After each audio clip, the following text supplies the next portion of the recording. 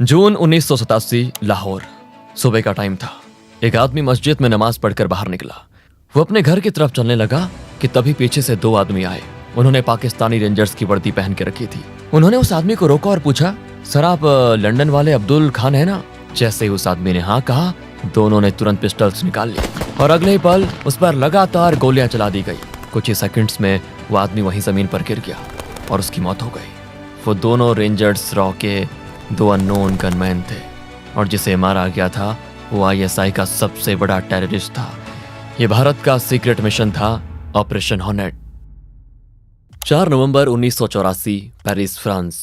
Paris के एक छोटे से कैफे में टीवी पर ब्रेकिंग न्यूज चल रही थी। एंकर बता रहा था कि फ्रांस के प्रधानमंत्री लॉरेंट फेबियस इंदिरा गांधी की हत्या के बाद उनके अंतिम संस्कार में शामिल होने के लिए भारत जा रहे हैं।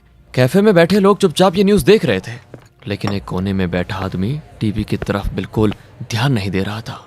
उस आदमी के सामने कुछ कॉन्फिडेंशियल डॉक्यूमेंट्स खुले पड़े थे और यह आदमी कोई आम शख्स नहीं था। यह था रॉ का अंडरकवर एजेंट संजीव जिंदल। कुछ दिन पहले जिंदल लंदन में एक ब्रिटिश ऑफिसर से मिला था, क्लार्क ली।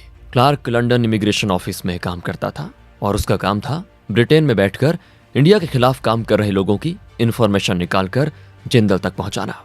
क्लार्क की आखिरी रिपोर्ट एक नाम पर सेंटर्ड थी, अब्दुल खान, एक पाकिस्तानी हैंडलर जो लंदन में बैठकर भारत के अंदर टेरर नेटवर्क्स को चला रहा था। रिपोर्ट्स के मुताबिक अब्दुल खान इंडिया से आए खालिस्तानीज को आईएसआई के सीनियर ऑफिसर से डायरेक्टली कनेक्ट कर रहा था और ये सारी मीटिंग्स अक्सर उसके घर पर होती थी और हर मीटिंग के बाद पंजाब में एक नया अटैक होता था। रिपोर्ट में एक और नाम बार बार सामने आ रहा था, बीएन संधू, इंडिया से आया हुआ एक खालिस्तानी ऑपरेटिव जो लगातार आईएसआई के कांटेक्ट में था। कैफे में बैठकर जब जिंदल ने ये रिपोर्ट्स पढ़ी तो उसका खून खौल उठा। वो लगातार दिल्ली हेडक्वार्टर्स को ये इंटेलिजेंस भेज रहा था, लेकिन वहां से कोई रिस्पॉन्स नहीं आ रहा था। उस वक्त राजीव गांधी भारत के नए प्रधानमंत्री बन चुके थे। दिसंबर 1984, दिल्ली रॉ हेडक्वार्टर्स में सीनियर ऑफिसर अनुज भारद्वाज जिंदल के भेजे हुए अब्दुल खान से जुड़े कॉन्फिडेंशियल रिपोर्ट्स पढ़ रहे थे। रिपोर्ट्स पढ़कर खत्म होते ही भारद्वाज ने बिना वक्त गवाए एक ऑर्डर दिया, एजेंट जिंदल को तुरंत दिल्ली बुलाया जाए। कुछ दिनों के बाद जिंदल दिल्ली पहुंच चुका था। रॉ हेडक्वार्टर्स के एक सिक्योर रूम में उसकी मुलाकात अनुज भारद्वाज से होती है। भारद्वाज सीधा सवाल पूछते हैं, जिंदल तुम्हारा प्लान क्या है? और जिंदल बिना झिझक जवाब देता है, सर हमें किसी भी कीमत पर बीएन संधू को पकड़ना होगा। पाकिस्तान और आईएसआई उसके साथ मिलकर भारत में कुछ बहुत बड़ा करने वाले हैं। भारद्वाज पूछते हैं, तुम श्योर हो? तो जिंदल कहता है कि yes sir, ISI chief Akhtar Abdul Rahman खुद संधू को सुपरवाइज कर रहा है। भारद्वाज फिर पूछते हैं, तो प्लान बताओ, और जिंदल सारा प्लान समझा देता है। अनुज भारद्वाज इस ऑपरेशन को ग्रीन सिग्नल दे देते हैं और इसी पल एक नया कोवर्ट मिशन जन्म लेता है। इस मिशन का नाम रखा जाता है ऑपरेशन हॉर्नेट। कुछ ही हफ्तों के बाद जिंदल लंदन पहुंच जाता है। एक बिल्डिंग के अंदर पार्किंग लॉट में उसकी मुलाकात होती है एक आदमी से, एजेंट मोहन। मोहन को खुद अनुज भारद्वाज ने ट्रेन किया था और वो पहले भी कई हाई रिस्क सक्सेसफुल ऑपरेशंस का हिस्सा रह चुका था। ऑपरेशन हॉर्नेट को 2 हिस्सों में बांट दिया गया। पहला इंटेलिजेंस कलेक्शन, इसकी जिम्मेदारी थी क्लार्क ली और एजेंट मोहन के पास। दूसरा कोवर्ट ऑपरेशन, इस पूरे फेज को सुपरवाइज करने का जिम्मा दिया गया था एजेंट संजीव जिंदल को। 2 साल पहले 1983, वियना, ऑस्ट्रिया। उस वक्त एजेंट जिंदल वियना शहर में एक्टिव था। इस फेज में उसका कोड नेम कुछ और था। वियना में रहकर काम करते हुए जिंदल ने एक नाम आइडेंटिफाई किया, आसिफ खान, एक पाकिस्तानी जो ऑस्ट्रिया में रहकर भारत के खिलाफ आतंकवादी एक्टिविटीज को फाइनेंस कर रहा था। और अब यहाँ पे डायरेक्ट अरेस्ट पॉसिबल नहीं था, इसीलिए जिंदल ने एक साइलेंट एलिमिनेशन प्लान बनाया। प्लान का सेंटर थी रॉ की एक एसेट सोफी।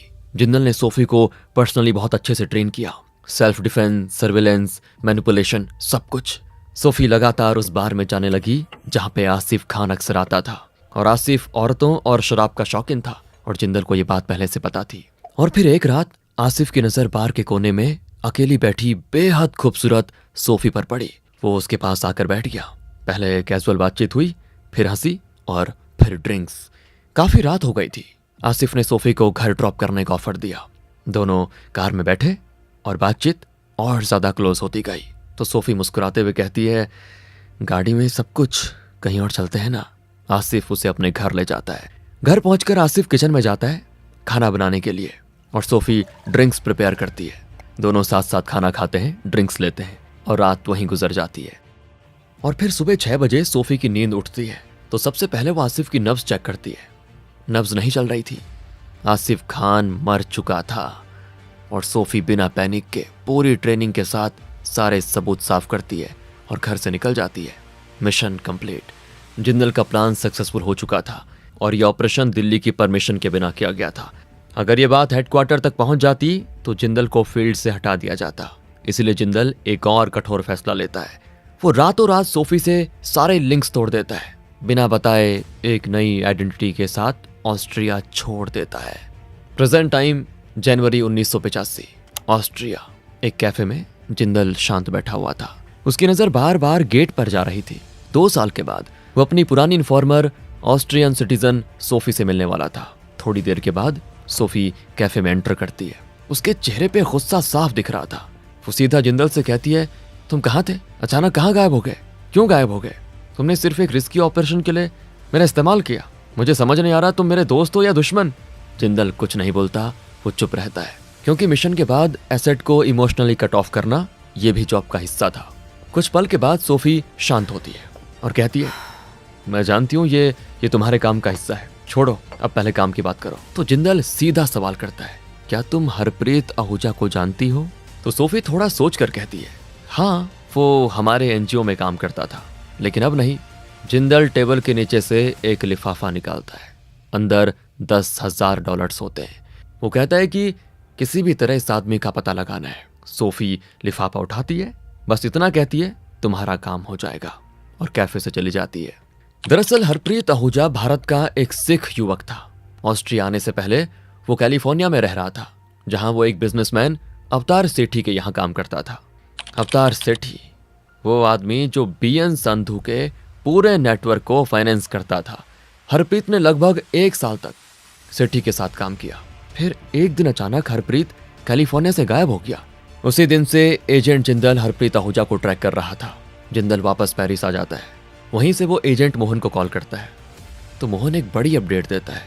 वो बताता है कि उन्होंने अब्दुल खान के घर काम करने वाले माली तारिक सिद्दीकी को पैसों का लालच देकर अपना एसेट बना लिया और तारिक सिद्दीकी अब मोहन को हर छोटी बड़ी इंफॉर्मेशन देने लगा था।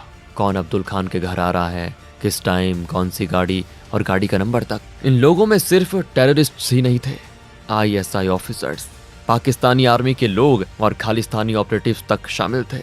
इंफॉर्मेशन के मुताबिक बीएन संधू लगातार अब्दुल खान के घर आता जाता था और अक्सर उसके साथ एक और इंडियन होता था, हरबख्श सिंह।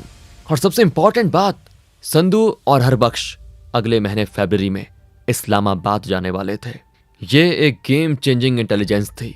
जिंदल मोहन से कहता है, तुमने बहुत अच्छा काम किया है, कोशिश करो तारिक से ये भी करवाओ कि जो भी लोग अब्दुल खान के घर आते हैं उनकी फोटोज किसी तरह निकलवा लो। मोहन कोशिश करता है लेकिन तारिक मना कर देता है। फोटोज लेना मतलब सीधे मौत को दावत देना।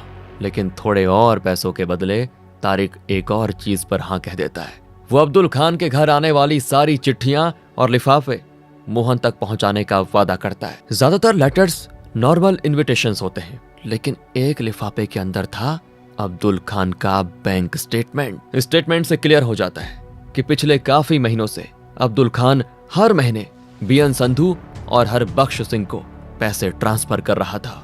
प्लान ए तो काम कर चुका था और अब बारी थी प्लान बी की। मार्च 1985 लंदन इमिग्रेशन ऑफिस के रिसेप्शन एरिया में एक आदमी नर्वस सा खड़ा था। उसका नाम था अमरजीत सिंह, हरबख्श सिंह का चचेरा भाई, वो भी एक खालिस्तानी था। अमरजीत काउंटर तक पहुंचता उससे पहले ही एक आदमी उसके पास आ जाता है। यह था क्लार्क ली। पिछले कई दिनों से क्लार्क की नजर अमरजीत पर थी और वो जानता था कि आज अमरजीत यहाँ पे आने वाला है। तो क्लार्क कैजुअली पूछता है, क्या बात है सर, काफी परेशान लग रहे हो, क्या मैं मदद कर दूं आपकी? मैं यहीं काम करता हूँ। तो अमरजीत थोड़ा हिचकिचाता है, फिर कहता है, सर मैं कब से असाइलम के लिए आ रहा हूँ लेकिन कोई मेरी बात सुन ही नहीं रहा। तो क्लार्क उसे अपने ऑफिस में ले जाता है। ऑफिस के अंदर पहले से एक और आदमी बैठा होता है, एजेंट मोहन। जैसे ही दरवाजा बंद होता है मोहन अमरजीत की गर्दन पकड़ लेता है और गुस्से में कहता है कि तू भारत में 4 पुलिस वालों को मार कर यहाँ आया है और एप्लीकेशन में लिख रहा है कि तुझे इंडियन गवर्नमेंट से प्रोटेक्शन चाहिए। अमरजीत बुरी तरह काम चाहता है। क्लार्क तुरंत मोहन को ऑफिस से बाहर भेज देता है। फिर वो अमरजीत के सामने बैठकर शांत आवाज में कहता है, देखो ये इंडियंस बहुत गुस्से में हैं। अगर चाहें तो तुम्हें अभी के अभी मार सकते हैं, लेकिन अगर तुम हरबख्श सिंह के खिलाफ हमारी मदद कर दो तो मैं भी तुम्हारी मदद कर सकता हूँ। अमरजीत की आवाज कांप रही होती है। वो धीरे से कहता है, सर मेरी पूरी फैमिली पंजाब में है, मेरे 2 छोटे बच्चे हैं, मैं बस उन्हें यहाँ लाकर एक सेफ जिंदगी और अच्छी एजुकेशन देना चाहता हूँ। क्लार्क कहता है, मैं हेल्प करूंगा तुम्हारी, लेकिन पहले मुझे हरबख्श के बारे में सब कुछ बताओ। तो अमरजीत कहता है, सर पाकिस्तान से लौटने के बाद हरबख्श पूरी तरह बदल गया है। उसके घर पर लगातार पाकिस्तानी आते रहते हैं, बस मुझे ये नहीं पता कि उनके बीच क्या बात होती है। सर हरबख्श की बातों में आकर मैं इस सब में फंस गया, मुझे खालिस्तानी बनना ही नहीं था। तो क्लार्क सीधा सवाल करता है, फिर तुम उसे रोकते क्यों नहीं? अगर वो पाकिस्तानियों से मिल रहा है तो इसका मतलब साफ है वो भारत के खिलाफ कुछ प्लान कर रहा है। तो अमरजीत रोती हुई आवाज में कहता है कि सर मेरी हालत देखिए, मैं बस पैसे के लिए उसके साथ हूँ, पैसे वही देता है। यहाँ क्लार्क थोड़ी देर सोचता है और फिर कहता है कि मैं तुम्हारी पूरी मदद करूंगा, बस एक काम करो, ये पता लगाओ कि हरबख्श और पाकिस्तानियों के बीच क्या बात होती है। क्लार्क उसे कुछ पैसे देकर वहां से भेज देता है। उधर पेरिस में एजेंट जिंदल मोहन और क्लार्क के काम से बड़ा खुश था, लेकिन एक बात उसे परेशान कर रही थी, सोफी। उससे मिले हुए लगभग 3 हफ्ते हो चुके थे, लेकिन अभी तक सोफी की तरफ से कोई खबर नहीं आई थी। अप्रैल 1985 अचानक जिंदल के फोन पर कॉल आता है। कॉल सोफी का था। वो सीधे कहती है, तुम्हें ऑस्ट्रिया आना होगा, मुझे कुछ बहुत ही इंपॉर्टेंट मिला है। 6 अप्रैल 1985 जिंदल ऑस्ट्रिया पहुंचता है। एक कैफे में उसकी और सोफी की मुलाकात होती है। सोफी कहती है, जनवरी में तुमसे मिलने के बाद मैंने हरप्रीत आहूजा को ट्रैक करना शुरू किया। ट्रैक करते करते सोफी इस्ब्रक शहर के एक रेस्टोरेंट तक पहुंचती है। वहीं हरप्रीत मैनेजर के रूप में काम कर रहा था। उसकी फाइनेंशियल कंडीशन काफी खराब थी। सोफी ने यह मौका देखकर उससे कहा, एक इंडियन बिजनेसमैन है जो इंपोर्ट एक्सपोर्ट का काम करता है, वो तुम्हारी मदद कर सकता है। हरप्रीत तुरंत इंटरेस्ट दिखाता है और उस बिजनेसमैन से मिलने के लिए तैयार हो जाता है। ये सारी बातें सुनते ही जिंदल के चेहरे पर हल्की सी मुस्कान आ जाती है। 7 अप्रैल 1985 इस्ब्रक एक कैफे में सोफी और जिंदल हरप्रीत आहूजा से मिलते हैं। जिंदल सीधा सवाल करता है, तुमने कैलिफोर्निया क्यों छोड़ा बताओ? तो हरप्रीत कहता है, मेरी लाइफ वहां अच्छी चल रही थी, लेकिन जिसके साथ मैं काम करता था अवतार सेठी, उसके साथ जो लोग उठते बैठते थे वो मुझे बिल्कुल पसंद नहीं थे। वो आईएसआई और खालिस्तानी टेररिस्ट थे। अवतार सेठी एक गद्दार है। वो बीएन संधू के साथ मिलकर भारत में आतंक फैलाने का काम कर रहा है। और उस पर जिंदल को पूरा यकीन हो जाता है कि हरप्रीत एक सच्चा देशभक्त है। इसीलिए जिंदल एक बड़ा कदम उठाता है। वो सच बता देता है कि मैं कोई बिजनेसमैन नहीं हूँ, मैं रॉ का एजेंट हूँ। और ये सुनते ही हरप्रीत बिल्कुल हैरान। तो जिंदल शांत आवाज में कहता है, देखो मैं चाहता हूँ तुम मेरे साथ काम करो। हरप्रीत काफी देर तक तो चुप रहता है, सोचता है, रिस्क को टटोलता है और फिर सिर हिला देता है, मैं तैयार हूँ। उधर लंदन में क्लार्क और मोहन का काम लगातार रिजल्ट्स दे रहा था। तारिक सिद्दीकी पहले से ही सॉलिड इंटेलिजेंस दे रहा था, लेकिन अब अमरजीत ने भी हरबख्श सिंह के बारे में काफी गहरी इंफॉर्मेशन भेजनी शुरू कर दी थी और अब एक्शन का टाइम आ गया था। अगस्त 1985 कंफर्म इंफॉर्मेशन मिलती है, हरबख्श सिंह एक बार फिर इस्लामाबाद गया हुआ है। एक दिन हरबख्श इस्लामाबाद के पास N5 पाकिस्तान नेशनल हाईवे पे गाड़ी चला रहा होता है और तभी अचानक रॉन्ग साइड से आती एक हैवी ट्रक सीधे हरबख्श की कार से टकरा जाती है। इम्पैक्ट इतना ज्यादा होता है कि कार तुरंत आग पकड़ लेती है। हरबख्श सिंह उस जलती हुई कार के अंदर जिंदा जलकर मर जाता है। रॉ ने भारत के खिलाफ काम करने वाले एक और देशद्रोही को खामोशी से हटा दिया था और लिस्ट में 3 नाम बचे थे, अब्दुल खान, बीएन संधू और अवतार सेठी। 12 अक्टूबर 1985 कैलिफोर्निया। हरप्रीत आहूजा और सोफी एक नॉर्मल कपल बनकर कैलिफोर्निया पहुंचते हैं। हरप्रीत अपने पुराने दोस्त पूरन सिंह से मिलता है जो अवतार सेठी का ड्राइवर था। पूरन बताता है, आजकल सेठी काफी टेंशन में है, इंडिया में टेररिस्ट तक पैसे नहीं पहुंच पा रहे। पहले सेठी bank of credit and commerce international BCCI के द्वारा पैसे ट्रांसफर करता था। इस बैंक का फाउंडर पाकिस्तानी था। दुनिया भर के टेररिस्ट्स, स्मगलर्स और ड्रग लॉर्ड्स इसी बैंक के जरिए अपना ब्लैक मनी वाइट करते थे। लेकिन अब ये बैंक अमेरिकन एजेंसी के रडार पे आ चुका था। इसीलिए सेठी अब बीसीसीआई का यूज नहीं कर पा रहा था। कुछ दिनों के बाद आहूजा अवतार सेठी से उसके ऑफिस में मिलते हैं। मीटिंग में आहूजा सेठी को भरोसे में ले लेता है। वो कहता है, ऑस्ट्रिया में मेरे स्ट्रॉन्ग कॉन्टेक्ट्स हैं, इंपोर्ट एक्सपोर्ट के नाम पर मैं तुम्हारी आतंकी फाइनेंसिंग में मदद कर सकता हूँ। सेठी एक बार फिर हरप्रीत आहूजा को अपनी कंपनी में जॉब दे देता है। अगले 4 महीने आहूजा और सोफी सेठी के पूरे फाइनेंशियल नेटवर्क, कॉन्टैक्ट्स, रूट्स और आईएसआई कनेक्शंस की डिटेल बाय डिटेल इंटेलिजेंस इकट्ठा करते रहते हैं। फरवरी 1986 जिंदल उन्हें कॉल कर कैलिफोर्निया छोड़ने को कहता है। आहूजा और सोफी छुट्टी का बहाना बनाकर वहां से निकल जाते हैं। मार्च 1986 कैलिफोर्निया। अवतार सेठी अपने ऑफिस में बैठा काम कर रहा होता है। तभी उसकी सेक्रेटरी आकर कहती है, सर, इंडियन एम्बेसी से कोई आपसे मिलने आया है। सेठी चौंक जाता है। डिप्लोमेट्स का आना जाना उसके लिए नया नहीं था, लेकिन अब तक वो पाकिस्तानी डिप्लोमेट्स होते थे। इंडियन डिप्लोमेट पहली बार आया था। सेठी कहता है, भेजो अंदर। अंदर आता है एक आदमी, रंजन गुप्ता, इंडियन एम्बेसी से। सीधा बोलता है, मिस्टर सेठी, हमें आपके और बीएन संधू के बारे में सब पता है। हमें यह भी पता है कि आप आईएसआई और अब्दुल खान के लिए काम कर रहे हो। तो सेठी एक्टिंग करता है, अरे ये आप क्या कह रहे हैं, मैं तो एक ईमानदार बिजनेसमैन हूँ। रंजन गुप्ता कोई बहस नहीं करता। वो एक फाइल उठाकर सीधा सेठी के टेबल पे पटक देता है। फाइल के अंदर बैंक रिकॉर्ड्स होते हैं, संधू और अब्दुल खान के साथ सारी फाइनेंशियल ट्रांजैक्शन के सॉलिड प्रूफ्स। और ये देखकर अवतार सेठी का चेहरा उतर जाता है। रंजन गुप्ता ने सेठी की आंखों में सीधा देखकर कहा, मिस्टर सेठी, अगर तुम जिंदा रहना चाहते हो तो अब सब सच बता दो। ये सुनकर अवतार सेठी बिल्कुल टूट जाता है। सारी एक्टिंग खत्म हो जाती है। वो रोते हुए अब्दुल खान और बीएन संधू के पूरे नेटवर्क का सच उगल देता है। इसके बाद रंजन गुप्ता सेठी को कैलिफोर्निया के ही एक सेफ हाउस में शिफ्ट करा देता है। वहीं पहले से मौजूद होता है एजेंट मोहन। सेफ हाउस के अंदर लगातार 6 घंटे इंटरोगेशन चलता है। सेठी एक एक करके उन सब आईएसआई ऑफिसर्स का नाम बता देता है जो अब्दुल खान और संधू के साथ मिले हुए थे। उसके बाद सेठी को पेरिस ले जाया जाता है। यहाँ अनुज भारद्वाज और संजीव जिंदल खुद 2 दिन तक उससे इंटरोगेशन करते हैं। सेठी बताता है कि लंदन में पाकिस्तान एम्बेसी के अंदर आईएसआई के 6 ऑफिसर्स एक्टिव हैं। यही नहीं, सेठी 27 ऐसे लोगों के नाम भी देता है जो भारत के अंदर रहकर संधू और अब्दुल खान के लिए काम कर रहे थे। तो जिंदल सेठी को आखिरी काम देता है, आईएसआई की अगली चाल का पता लगाओ। सेठी बिना हिचकिचाए हाँ कह देता है और कुछ दिनों के बाद वो 27 नामों की लिस्ट सीधे उस वक्त के गृह मंत्री पीवी नरसिम्हा राव तक पहुंच जाती है। इसके बाद शुरू होता है एक साइलेंट क्लीनअप।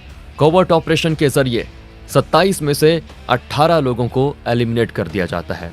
जुलाई 1986 पेरिस। अवतार सेठी जिंदल को एक ऑडियो रिकॉर्डिंग भेजता है। रिकॉर्डिंग में आईएसआई का एक ऑफिसर भारत पर बड़े हमले की बात कर रहा होता है। जिंदल सारे डॉक्यूमेंट्स, रिकॉर्डिंग्स और फाइनेंशियल प्रूफ्स ब्रिटिश गवर्नमेंट के सामने पेश करता है। रिजल्ट तुरंत आ जाता है। ब्रिटिश सरकार पाकिस्तान एम्बेसी में मौजूद इंडिया के खिलाफ काम कर रहे आईएसआई एजेंट को यूके से तुरंत डिपोर्ट करने का ऑर्डर दे देती है। और इस मामले पर पीएम राजीव गांधी खुद ब्रिटिश पीएम मार्गरेट थैचर से फोन पे बात करते हैं। थैचर प्रॉमिस करती है कि बीएन संधू के खिलाफ एक्शन होगा। नवंबर 1986 लंदन। बीएन संधू अपने घर में मौजूद होता है जब अचानक लंदन पुलिस वहां पे पहुंच जाती है। संधू को अरेस्ट कर लिया जाता है। उसके साथ उसके 5 सबसे करीबी साथी भी पकड़ लिए जाते हैं। लंदन में आईएसआई का पूरा नेटवर्क बुरी तरह से हिल जाता है।